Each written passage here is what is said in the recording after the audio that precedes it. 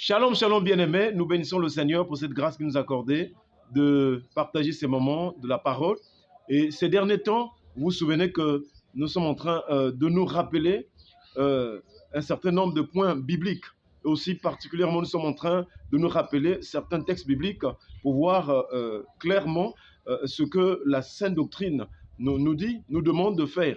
Parce qu'il y a beaucoup de divergences parmi donc les chrétiens, aussi même parmi les églises dites chrétiennes. Mais nous voulons, chers frères et sœurs, toujours donner des textes clairs qui nous donnent de comprendre ce que nous devons réellement faire en tenant compte de notre fondement qui est la personne de Jésus-Christ et aussi des apôtres de Jésus-Christ. Voilà pourquoi dans cette vidéo, nous voulons voir un merveilleux passage qui fait aussi couler la salive et pour lequel il y a encore des divergences dans ce qui concerne la Sainte Doctrine. Alors, j'ai cité donc ce passage, c'est 1 Timothée chapitre 2, et je lirai précisément le verset 12. 1 Timothée chapitre 2, le verset 12, il est écrit « Je ne permets pas à la femme d'enseigner ni de prendre de l'autorité sur l'homme, mais elle doit demeurer dans le silence. » C'est un texte biblique qui fait couler la salive, chers frères et sœurs, tout simplement parce que certains ont compris et ils ne permettent pas évidemment que la femme puisse avoir un ministère pastoral, c'est-à-dire la femme puisse être pasteur dans une église, dans le sens où c'est elle qui dirige toute une église, tous les hommes lui sont soumis, chers frères et sœurs. Et donc, c'est ça une marque d'autorité, parce que nous estimons que les ministères, ce sont les dons que Dieu a donnés à l'Église.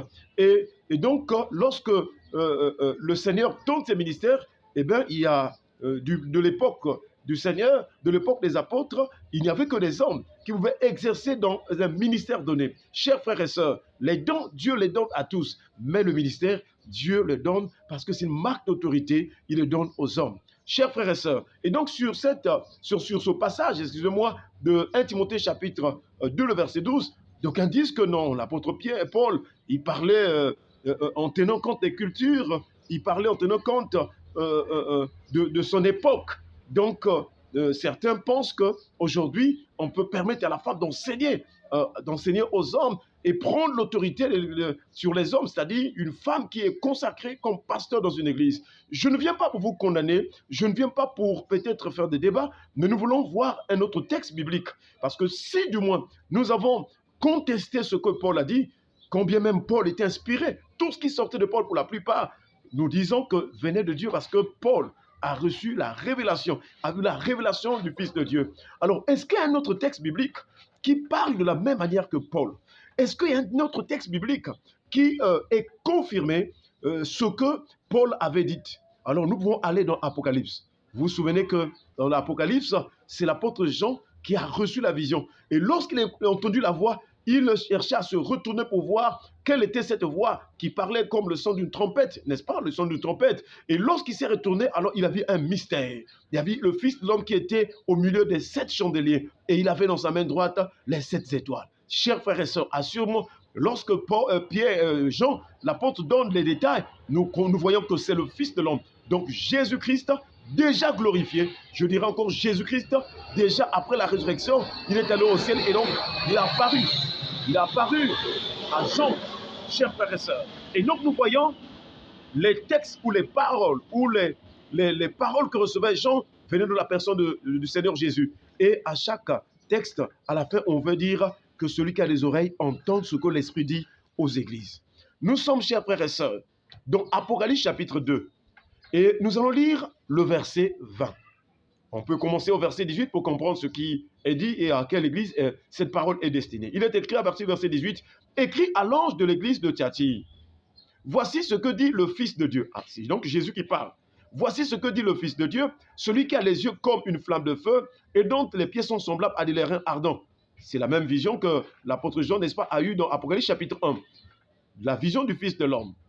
Et le verset 19, il dit, « Je connais tes œuvres, ton amour, ta foi, ton fidèle service, ta constance et tes dernières œuvres plus nombreuses que les premières. » Et le verset 20 nous en dit long sur ce que Paul avait conseillé, déclaré par Timothée.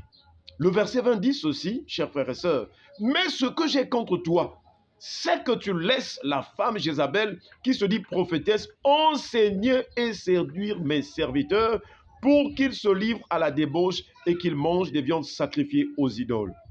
N'est-ce pas que c'est la même chose que Paul est en train de dire?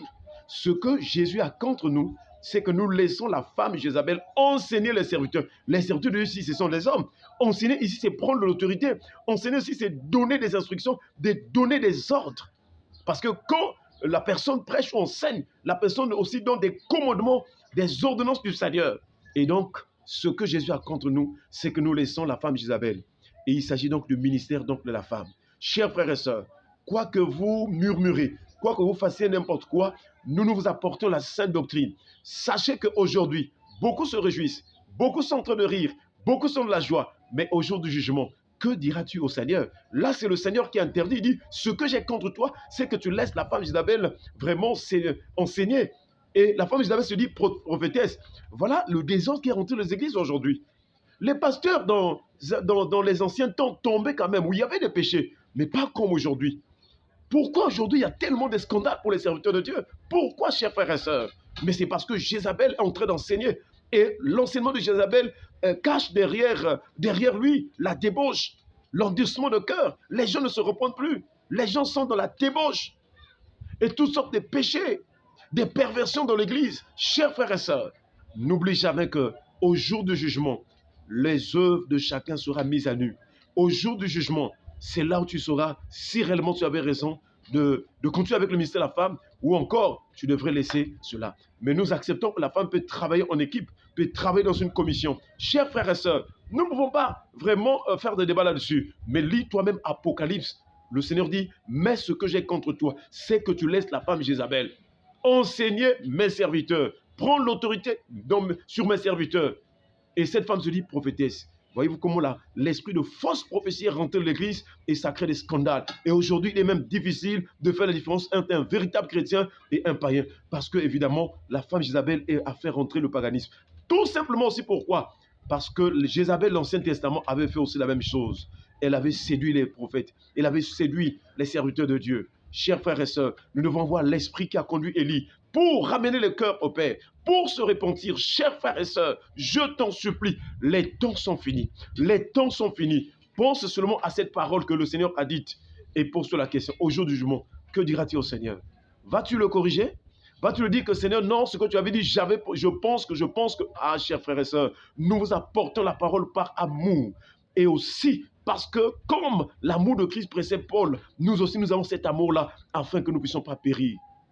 Chers frères et sœurs, le Seigneur répète en disant, ce que j'ai contre toi, c'est que tu laisses la femme Jézabel enseigner mes serviteurs. Quand on parle des serviteurs, il s'agit de l'église aussi. Et aussi, surtout, ce texte est destiné à l'église de Thyatire. Que celui qui a des oreilles entende ce que l'Esprit dit aux églises. Que celui qui a des yeux voie comme Dieu voit. Que Dieu illumine les yeux de notre cœur pour que nous sachions quelle est l'espérance qui s'attache à son appel. Il avait dit à Jérémie, que vois-tu? Jérémie a dit une branche d'amandier. Et l'Éternel dit à Jérémie, tu as bien vu. Faisons attention, lisons bien et cherchons à voir comme Dieu voit.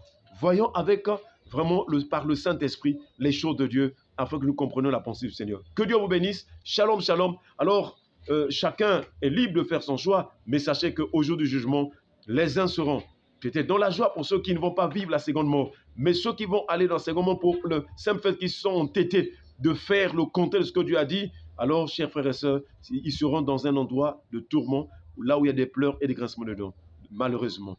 Que Dieu nous aide à comprendre les Saintes Écritures, que Dieu nous aide à appliquer, à mettre en pratique ce qu'il nous commande de faire.